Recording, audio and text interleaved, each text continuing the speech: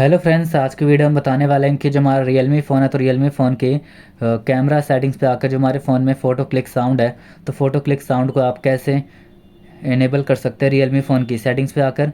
तो video start करने से पहले हमारे चैनल को लाइक करें, सब्सक्राइब करें और साथ में ही बेल आइकन दबाना ना भूलें। तो वीडियो स्टार्ट कर लेते हैं।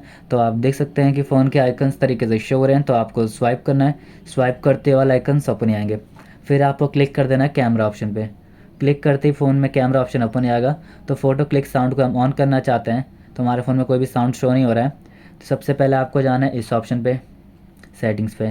तो हमारे पास ऑप्शन आ रहा है शटर साउंड, इस पर क्लिक करेंगे तो फ़ोटो क्लिक साउंड हमारे फ़ोन में ऑन हो जाएगा। जब फ़ोटो क्लिक करेंगे तो इस तरीके से हमारे फ़ोटोज़ में साउंड आएगा।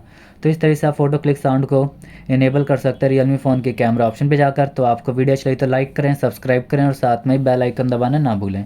और थैंक यू। नेक्स्ट वीडियो के लिए इंतजार करें।